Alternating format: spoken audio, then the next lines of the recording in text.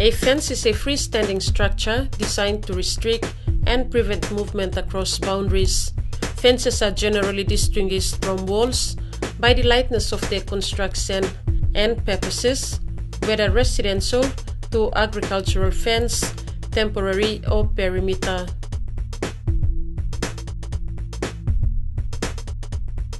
An example of walls would be the Great Wall of China, the Mexico border, and the Berlin Wall in Germany. The Great Wall of China stretches for more than 8,000 kilometers. The wall was designed to keep Mongolian nomads out of China. The United States-Mexico border is the international border between United States and Mexico. It was built to stop illegal crossing. The Berlin Wall is a political barrier constructed by East Germany, which completely cuts off West Berlin and surrounding East Germany from West Berlin. People were killed by guards and police whilst trying to cross over to West Germany.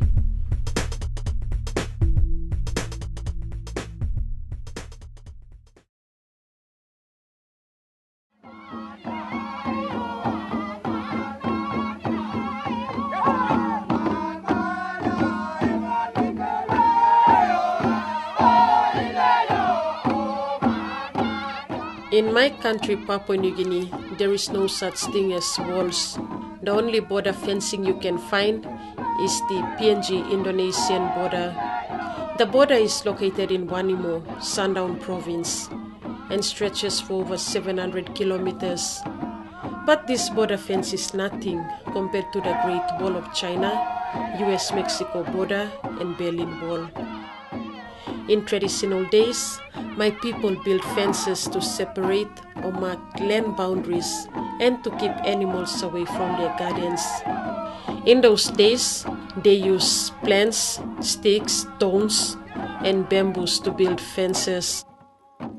In the 19th century, European missionaries came to Papua New Guinea. They came to spread the good news of Christ and at the same time provide basic education and health services to my people. The Society of Divine Word Missionary has a long history of serving in Papua New Guinea, amongst other religious organizations.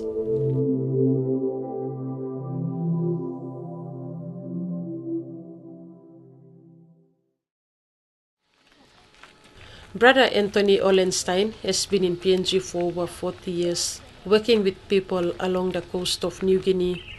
From your experience and observation, was there a need for fencing back then?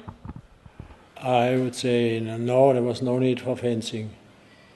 One thing that comes to my mind is on the coast, they told me that they used to have pigs and they needed a fence to keep the pigs in, otherwise the pigs would destroy their gardens. Father Arnold Stephen, also a SVD missionary, was based in the islands and has first-hand experience of how fences were built during those days. The fences then were mostly all made of timber, of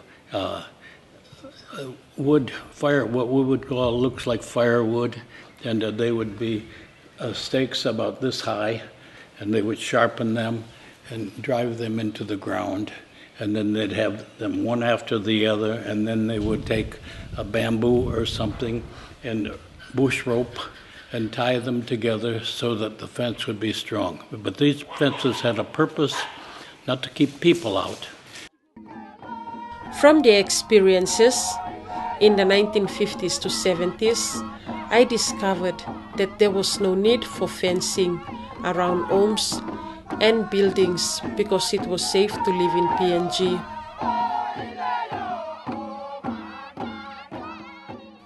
In our houses, we had no fence around our houses.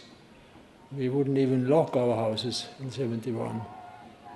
And I was running on a plantation on a motorbike, and I could leave that motorbike anywhere on the road. And even I had 2 big rucksacks on the motorbike where I kept all kinds of things. Also, for instance, medicine and plaster and whatever. you need for first aid. And I could leave that anywhere on the road. Nobody would touch that. There was no need for a lock. Interestingly, I found out that the first metal fencing was introduced by the European missionaries in the islands region for cattle farming.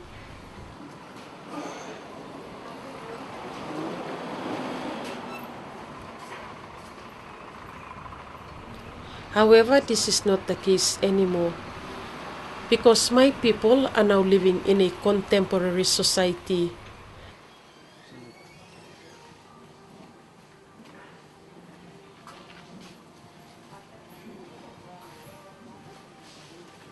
Hardwares around my country are now selling all kinds of fencing materials.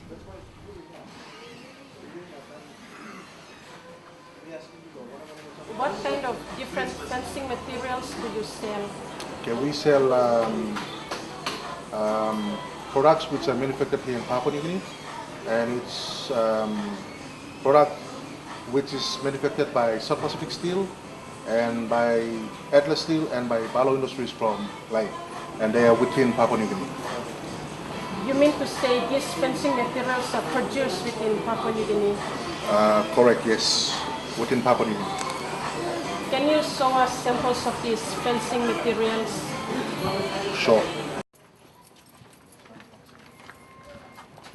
This one here, we call this picket fencing or a star picket. This one is normally used as a post if you are running your pig wire or so. They use it mainly for pig fencing, or you can use either that for just ordinary fencing around your house. Just run a barbed wire through it, and then that's it. So you can use it for animal fencing too? Absolutely, yes. You can use this either for rabbit fencing, duck fencing, but not chicken fencing. For chicken fencing, you have to use chicken wire. We have two types of chain mesh. These ones are called chain mesh. They are normally used for fencing. Okay, it comes in about couple of sizes or in lengths. It comes in 1.2 up to 1.8, which is a standard size. In the past, there were no fences around homes in Papua New Guinea, but over the past years and in the last 5 years or so, there are fences going up everywhere. What do you think about this? The whole reason is law and order problem in the country. That's all I can say. So in a way, does it separate society, the rich from the poor, the expatriates from the nationals? From your opinion, what would you say?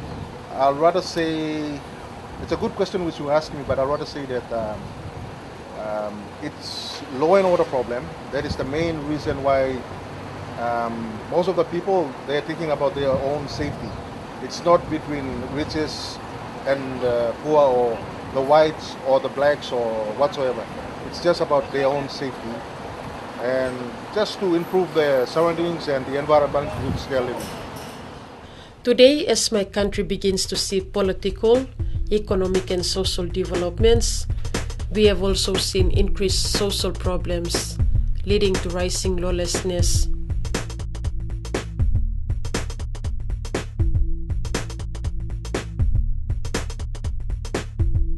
In the past, we have lived without fences around our homes, but as we began to adapt to the Western culture, fencing was introduced and became a need.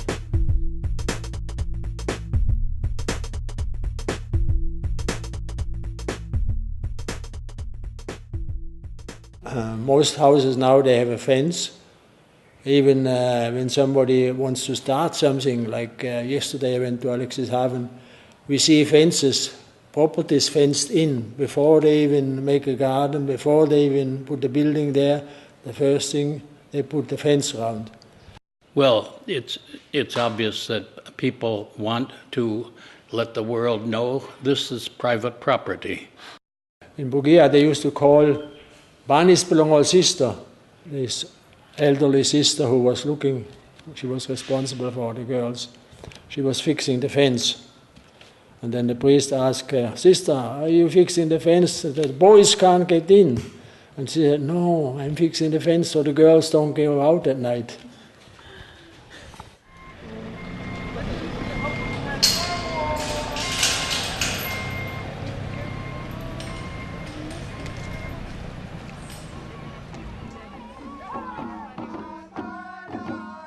Fencing has now created a barrier between societies in my country.